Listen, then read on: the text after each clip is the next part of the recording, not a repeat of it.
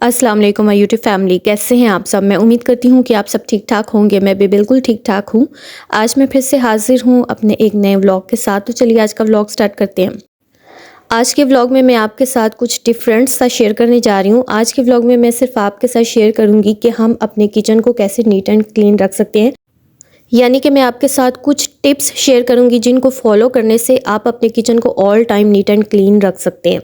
तो चलिए वीडियो को स्टार्ट करते हैं। तो सबसे पहले जो हमारी टिप नंबर 1 है वो ये है कि हमें अपने किचन के चूल्हे को सबसे पहले नीट एंड क्लीन रखना चाहिए। आप जब भी नाश्ता बनाते हैं या दोपहर का या रात का खाना बनाते हैं ना, तो अक्सर ऐसा होता है कि हमारे चूल्हे पे बहुत ज़्यादा मैस हो जाता है। लेकिन हमें इसे all time neat and clean रखना चाहिए। जब आप अपनी डेली रूटीन में इस चीज़ को यूज़ करेंगे ना, यानी कि डेली आप अपने चूल्हे की डिटेल से सफाई करेंगी, तो कभी भी आपका चूल्हा ज़्यादा गंदा नहीं होगा। और अक्सर ऐसा होता है कि घरों में चूल्हे सबसे ज़्यादा गंदे होते हैं और गंदगी की वजह से चूल्हे बड़ी जल्दी ख़राब हो जाते हैं। तो अगर आप इसकी सही से डिटेल से डेली सफाई करेंगे ना, तो आपका चूल्हा काफ़ी लंबे अरसे तक चल भी जाएगा और बिल्कुल साफ़ सुथरा रहेगा, जैसे कि मेरा है। और जब आपके किचन का चूल्हा सबसे ज़्यादा साफ़ सुथरा होगा ना, तो इसके ऊपर जब आप कुकिंग करेंगे तो आपको इतना मज़ा आएगा ना, आपके खाने में भी बहुत मज़े का टेस्ट बनेगा अगर आपका चूल्हा साफ़ होगा। तो ये जो टिप्स है ना, ये मैं उन लड़कियों के लिए शेयर कर रही हूँ जिनकी शादियाँ होने वाली हैं, जो अपने ससुराल जाकर मेरी इन टिप्स को फॉलो करेंगी तो आप मुझे दुआएं देंगी कि आप ही ने हमें कितना अच्छा लेसन दिया है हमारी हैप्पी लाइफ के लिए।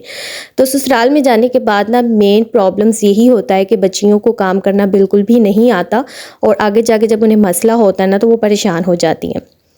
अच्छा है, टिप नंबर 2 है हमारे पास, जब भी हम बर्तन धोते हैं ना, तो बर्तन धोने के लिए जो हम बास्केट यूज़ करते हैं, हम ऐसी काउंटर पे रख देते हैं तो हमारे काउंटर पे पानी पानी हो जाता है, जिसकी वजह से हमारे फर्श पे भी पानी हो जाता है और पूरे किचन में मैस हो जाता है। तो हमेशा से एक बात याद रखें, अपनी बास्केट के नीचे इस तरह से आप कोई भी ट्रे वगैरह रख दें, ताकि जब आप बर्तन धोकर रखें तो बर्तनों का जितना भी पानी है ना, इस बास्केट में चला जाए।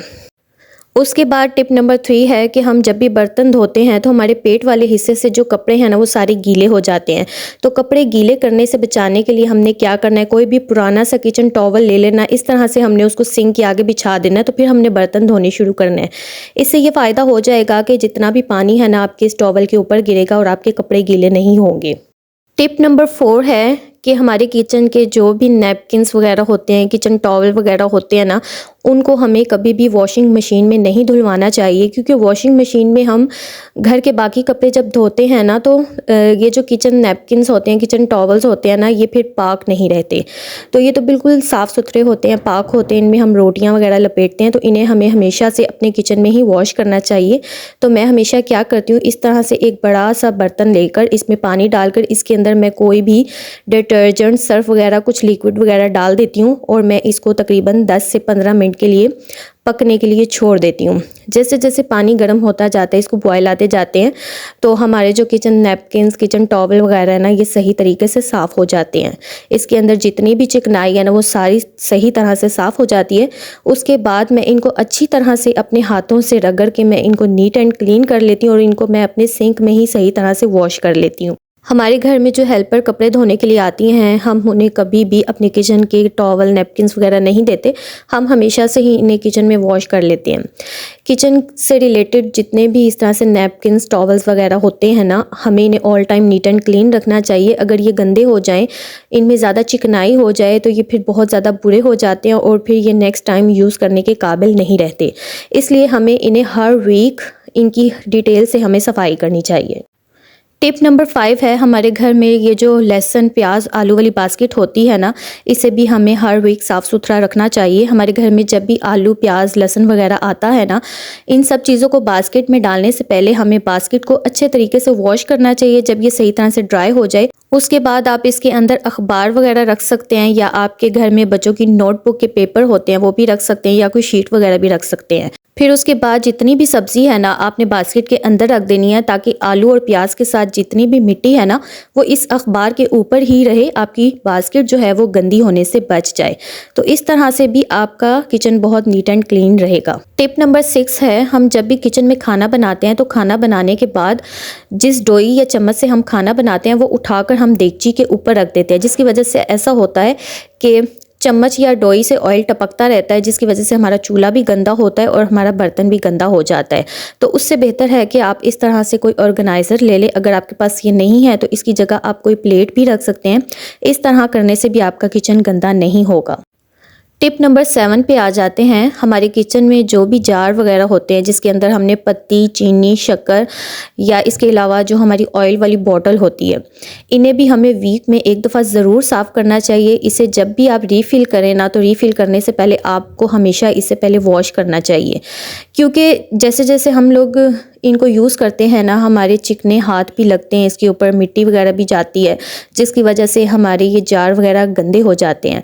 और जो हमारी ऑयल वाली बॉटल है, जब हम इसके अंदर से ऑयल डालते हैं ना किसी भी चीज़ में, तो उसके ऊपर भी ऑयल टपकता रहता है, जिसकी वजह से ऑयल की बॉटल भी ग्रीसी हो जाती है और जहाँ पे आपकी ऑयल की बॉटल पड़ी होती है ना, वो जगह भी गंदी हो जाती है। तो बेहतर हल यही होता है कि आप जब भी इन जार्स को या ऑयल वाली बॉटल को रीफ़िल करें तो इन्हें रीफ़िल करने से पहले अच्छी तरह से वॉश कर लिया करें।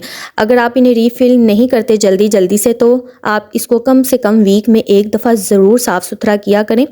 इस तरह करने से ऐसा होता है कि आपकी जो चीज़ें होती हैं ना, ये ज़्यादा ग्रीसी भी नहीं होती। और दूसरा, आपके किचन के काउंटर पे ये बिल्कुल सामने पड़ी होती हैं ना, तो जब ये साफ़ सुथरी रहेंगी ना, तो इसकी वजह से आपका बाकी किचन भी साफ़ सुथरा ही लगेगा। ये जो छोटी छोटी सी टिप्स हैं ना, जब आप इनको फॉलो करेंगी, अपनी डेली रूटीन में यूज़ करेंगी, तो आप यकीन जाने आपकी ज़िंदगी इतनी ज़्यादा आसान हो जाएगी ना, तो आगे जाके ससुराल में जाके आपको बिल्कुल भी मसला नहीं होगा। जब हम पेरेंट्स के घर में होते हैं ना, तो हमारी लाइफ बहुत डिफरेंट होती है। हमारी जो मदर्स होती हैं ना, वो काफ़ी चीज़ों को इग्नोर भी कर देती हैं और हमें कुछ भी नहीं कहती, लेकिन ससुराल में ऐसा कुछ भी नहीं होता। ससुराल में जाके ना लाइफ बहुत ज़्यादा चेंज हो जाती है। मैं ये नहीं कह रही कि ससुराल वाले बहुत बुरे होते हैं। ससुराल में जाके घर में लड़ाई झगड़े इन्हीं कामों से शुरू हो जाते हैं कि जब बहुएं घर की सफाई सुथराई पे ख़ास ख्याल नहीं रखती। अगर आपने अपने ससुराल को खुश रखना है ना, तो आपको आगे जाके बहुत कुछ करना पड़ेगा, मेहनत करनी पड़ेगी। अब हर जगह हमारी मदर्स तो मौजूद नहीं होती जो हमें हर अच्छी बुरी बात का समझाएंगी, इसलिए हमें ये सारी चीज़ें जो है ना, शादी से पहले खुद ही समझ लेनी चाहिए, ताकि आगे जाके हम लोगों के लिए मसले मसाइल पैदा ना हो। टिप नंबर 8 है किचन के काउंटर। हमें अपने किचन के काउंटर को डेली नीट एंड क्लीन रखना चाहिए और किचन के काउंटर के ऊपर जितने भी हमने ऑर्गेनाइज़र रखे हुए होते हैं ना, हमें हर चीज़ को हटा के ना इसको नीट एंड क्लीन रखना चाहिए, क्योंकि इन चीज़ों के नीचे भी आहिस्ता आहिस्ता से ना मिट्टी होना शुरू हो जाती है और थोड़ी बहुत ग्रीस भी बनना शुरू हो जाती है। तो सबसे ज़्यादा बेहतर है कि आप जब भी डेली रूटीन में अपने किचन के काउंटर साफ़ करती हैं ना, तो हर चीज़ को हटा कर आप अपने किचन के काउंटर साफ़ किया करें। इस तरह करने से आपको ज़्यादा मेहनत नहीं करनी पड़ती और डेली रूटीन में आपकी हर चीज़ इतनी ज़्यादा नीट एंड क्लीन हो जाती है। और दूसरी बात ये कि जब गर्मियों का मौसम आता है ना, तो चीज़ों के पीछे चींटियाँ वगैरह चली जाती हैं और पीछे अपना घर बनाना शुरू कर देती हैं। तो इसलिए बेहतर है कि आप जब भी किचन की सफाई करती हैं ना, तो हर चीज़ को हटाकर किचन की सफाई किया करें। इस तरह से आपके काउंटर के ऊपर गंदगी भी नहीं रहती और दूसरा, आपके काउंटर के ऊपर चींटियाँ या कोई भी कीड़े मकोड़े वगैरह नहीं रहेंगे। टिप नंबर 9 है किचन की बिन के बारे में। हमें किचन में एक आध बिन ज़रूर रखनी चाहिए जिसमें हम अपना डेली गंद वगैरह फेंकें। अक्सर ऐसा होता है, लोगों ने शॉपर में जितना भी गंद होता है ना, बांध कर रखा होता है, बिन वगैरह यूज़ नहीं करते, तो उससे किचन में ना बहुत ज़्यादा गंदगी लगती है। अगर हम किचन में डस्टबिन रखते भी हैं ना, तो हमें अपने किचन की डस्टबिन को बिल्कुल नीट एंड क्लीन रखना चाहिए। जब भी आप किचन की जो बिन है ना, इसको खाली करते हैं ना, इसमें से गंद निकालते हैं, तो आप चेक करें कि अगर इसके अंदर कोई गंद वगैरह है ना, तो बेहतर है कि आप इसको पहले अच्छे तरीके से वॉश कर लें। वॉश करने के बाद आपने इसको अच्छे तरीके से ड्राई करना है। जब ये सही तरीके से ड्राई हो जाएगी ना, तो फिर उसके बाद आपने इसके अंदर गार्बेज बैग लगा देना है। गार्बेज बैग लगाने से ये फ़ायदा हो जाता है कि जब आपका ये बैग फुल हो जाएगा ना, तो आप बहुत आराम से इस बैग को निकाल कर फेंक सकते हैं। इसके अंदर नए सिरे से आप दोबारा से गार्बेज बैग लगा सकते हैं। तो इस तरह से आपका जो शॉपर होता है ना, वही गंदा होगा, आपकी जो बिन है ना, वो बिल्कुल नीट एंड क्लीन रहेगी, वो नीचे से गंदी नहीं होगी। और दूसरी बात ये कि इसके अंदर से स्मेल भी नहीं आएगी और इसके ऊपर मक्खियाँ वगैरह भी नहीं बैठेंगी। अगर आप अपने किचन की बिन की सफाई का ख्याल नहीं रखेंगे ना, तो आपके किचन में से एक अजीब सी स्मेल भी आएगी और आपके किचन में मक्खियाँ ही मक्खियाँ हो जाएंगी। अब हम आ जाते हैं टिप नंबर 10 पे। टिप नंबर 10 में हमने ये सीखना है कि हम जब भी अपने काउंटर पे रोटी वगैरह बनाते हैं ना, तो इसके लिए हमने रोटी मैट का यूज़ करना है। जब आप ये रोटी मैट यूज़ करेंगे ना, इसके ऊपर आप रोटियां वगैरह बेलेंगे, पेड़े वगैरह बना कर रखेंगे, तो इससे ये फ़ायदा हो जाएगा कि जितना भी ड्राई आटा होता है ना, वो आपके काउंटर पर फैलेगा नहीं। बहुत आराम से आप इसके ऊपर रोटियाँ वगैरह बना लेंगे। आपके आगे पीछे मैस नहीं होगा, गंदगी नहीं होगी, आटा ही आटा नहीं हो जाएगा। तो जिस वक्त आप रोटियां बनाकर फ़ारिग हो जाएंगे, तो आपने क्या करना है, इस मैट को आपने इकट्ठा करना है और इसके ऊपर जितना भी ड्राई आटा होगा ना, ये तो बिल्कुल साफ़ सुथरा है, बिल्कुल ये गंदा नहीं है। आपने दोबारा से अपने आटे वाले डिब्बे में इसको वापस डाल देना है। आपने इसको वेस्ट नहीं करना, क्योंकि ये रिस्क है और इसको हमने बिल्कुल भी ज़ाया नहीं करना, इसको हमने गिराना नहीं है। इस तरह से जब आप इसको वापस डाल देंगे, तो आपका रिस्क भी वेस्ट नहीं होगा और आपका काउंटर बिल्कुल नीट एंड क्लीन हो जाएगा।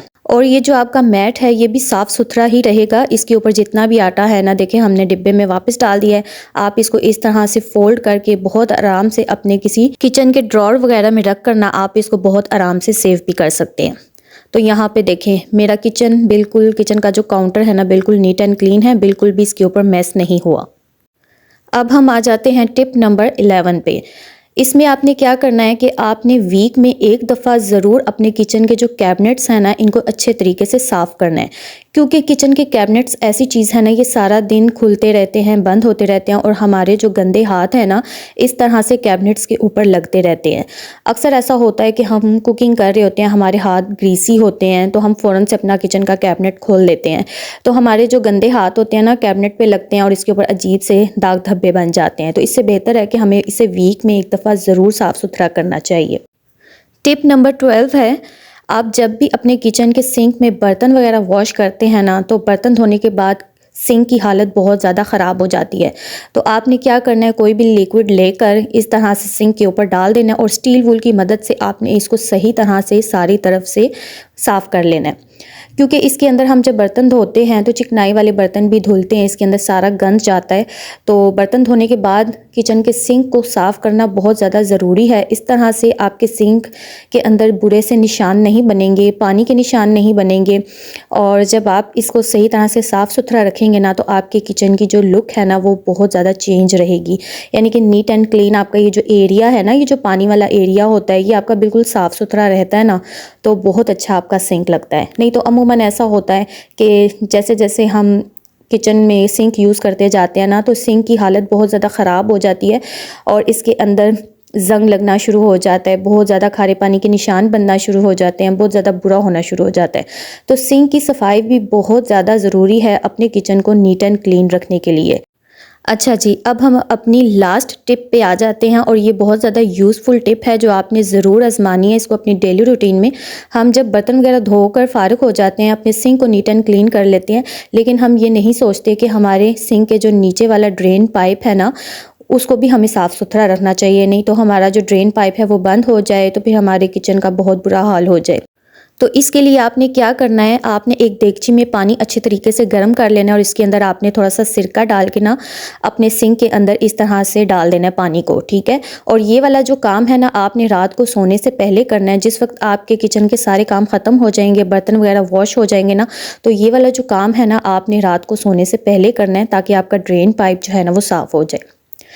तो जी, ये थी मेरी आज की वीडियो। मैं उम्मीद करती हूँ कि जिन लड़कियों की भी शादी नहीं हुई ना, उनके लिए बहुत ज़्यादा यूज़फुल वीडियो थी। तो आप लोगों ने शादी के बाद अपने किचन को नीट एंड क्लीन रखने के लिए ये सारी टिप्स को यूज़ करना है, तो इंशाल्लाह आपको इन चीज़ों से बहुत ज़्यादा फ़ायदा होगा। तो अब आप मुझे बताइए कि आपको मेरी आज की वीडियो कैसी लगी। वीडियो पसंद आए तो लाइक करें, शेयर करें, कमेंट बॉक्स में मुझे अपना फीडबैक ज़रूर दें। और अगर आप मेरे चैनल पर न्यू हैं और अभी तक मेरे चैनल को सब्सक्राइब नहीं किया, तो चैनल को सब्सक्राइब कर लें। फिर से मिलेंगे हम नेक्स्ट किसी अच्छी सी वीडियो के साथ। तब तक के लिए अपनी दुआ में याद रखिएगा। अल्लाह हाफिज़।